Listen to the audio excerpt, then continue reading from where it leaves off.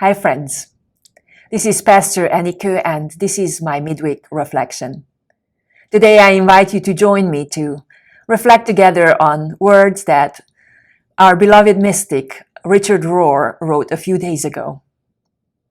Knowing that many of us struggle with feelings of grief and loss and fear in the face of the realities of our daily lives, of the pandemic, of the divisiveness in our society, where civility and kind words to one another and the ability to listen to one another are hard to come by these days.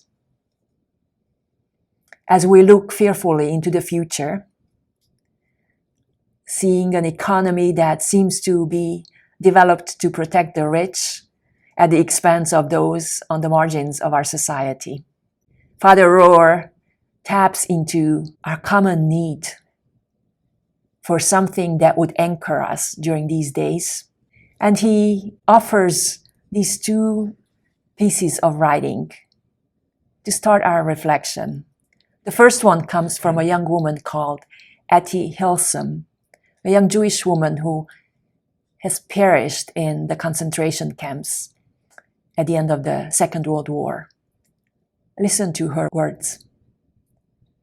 There is a really deep well inside me, and in it dwells God. Sometimes I am there too, and that is all we can manage these days, and also all that really matters.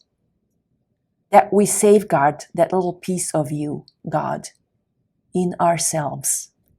And then the other writing comes from the book of Psalms, from Psalm 62. It goes like this.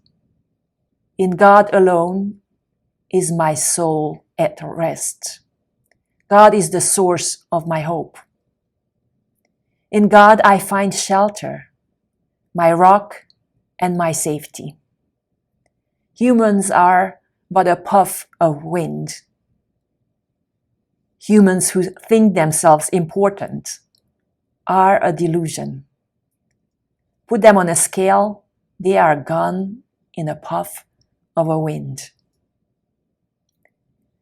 What could it mean to find rest like this in a world like ours? Richard Rohr asks.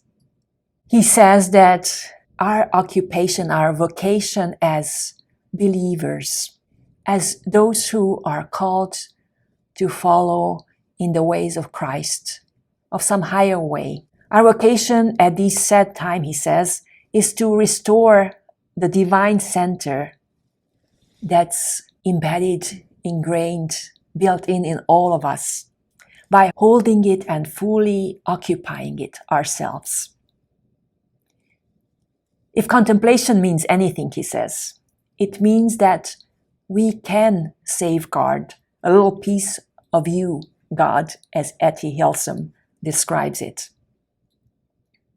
What other powers do we have these days as things seem to be falling apart inside of us and outside? He says that this is our sacred vocation, no matter who wins the election or who is on the Supreme Court. We cannot abide in such a place, in a place of hatred and division and fear, for any length of time, or it will become our prison. God cannot abide with us in a place of fear. God cannot abide with us in a place of ill will or hatred. God cannot abide with us in a non-stop volley of claim and counterclaim. God cannot abide with us in an endless flow of online punditry and analysis. God cannot speak inside of so much angry noise and conscious deceit. God cannot be found when all sides are so far from the source of our being. God cannot be born except in a womb of love. So, Father Rohr invites us, let us offer God that womb. Stand as a sentry at the door of our senses in the coming month so that all this negativity cannot hold us shackled in prison. Because he says that if we allow it for too long, for the waves of hatred and division and fear to wash over our souls, we become that thing. And we will no longer have access to that really deep well that Eddie Hilsum so beautifully describes, and to which she returned so often, and that held so much vitality and freedom for her. Let us listen to her words again. There is a really deep well inside me, and in it dwells God. Sometimes I'm there too, and that is all we can manage these days, and also all that really matters. That we safeguard that little piece of you, God, in ourselves. So Father Rohr invites us to safeguard that little piece of God inside ourselves by taking up spiritual practices in this coming month. For example, to impose a moratorium on exactly how much news we subject ourselves to. Hopefully not more than an hour a day, be that television or social media or internet news or magazine or newspaper commentary, and or political discussion. Because he says that it will only tear us apart and pull us down into a dualistic world of opinion and counter-opinion, not the divine truth that sustains our soul, which is always found in a bigger place. Instead, he suggests that we use our time for public service, to volunteer at places.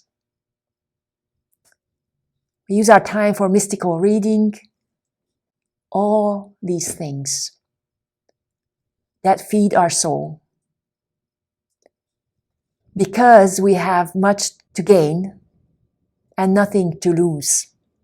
Nothing at all. And the world, with our stable center, has nothing to lose, but everything to gain.